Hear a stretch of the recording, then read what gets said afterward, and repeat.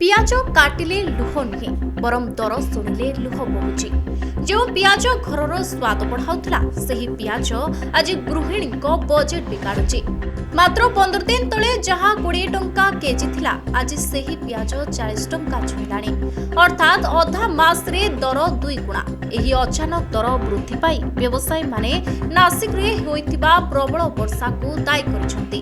फलरे बाजार को कम परिमाण रे पियाज आसुची जोगाण कम हेबारु दर आकाश छुआ होइछि। काकटपुर और अस्तर मुख्य बाजार एहार प्रभाव देखा मिली। खुचुरा दोकानी ठारू आरंभ करी साधारण ग्राहक पर्यंत समस्ते ही दर वृद्धि को नहीं चिंतित।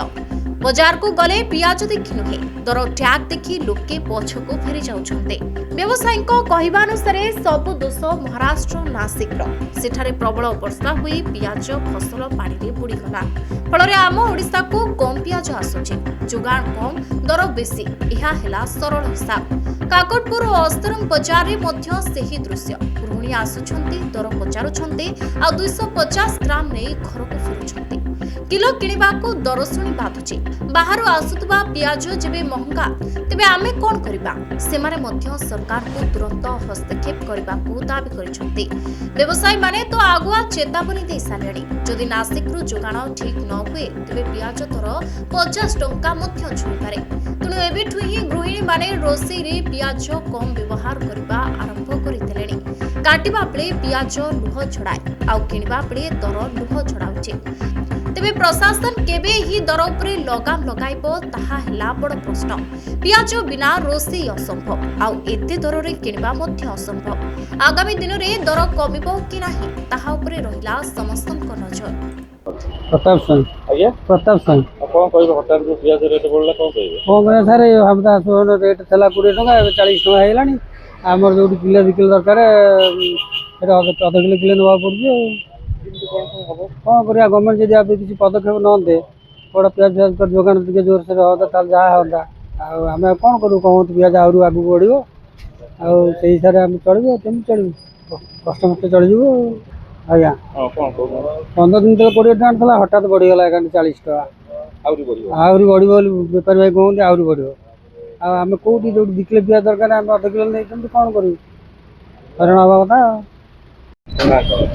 झरेन्द्र विशाल समस्या तो हूँ जो आमर नासिक रे बन्या है माल जो परिमाण जी आसा कथा से आसीपारूनी से मार्केट रे रेट हो बढ़ी चलती अदा रसुण पियाज उपर बहुत रेट डबल रेट सब हो जाए। पियाज 20 टका 25 टका केजी पिछा था 40 टका बिक्री होगी। आगू आहरी भी बढ़िया संभावना आम बेपारी कहते ना आगू आहरी भी बढ़िया संभावना अच्छी जब माल किसी स्टक रखा रख ना आगू आहरी भी बढ़ीज। ग्राहक जो मैंने किले 2 किलो नौला अध किलो नहीं जाती भारी अशांति भी होती।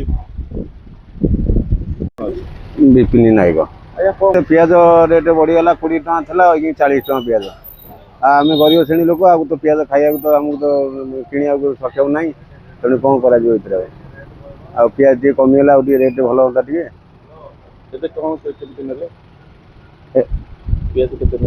पियाज 40 टका नौती 40 टका नौते तो आम किलो जगह अध किलो नवा पड़े कौन कर आगू भी रेट कहते आहरी बढ़ पियाज तेणु आम पुणी केमी कौन करूँ आम मूल मजुरा लोक आम तो 40 टका 50 टका नहीं पियाज कि खाई पारू ना आ 200 250 पियाज ने कौन हम पियाज तो स्वप्न पियाज तो मिलवार ना आम कौन कर।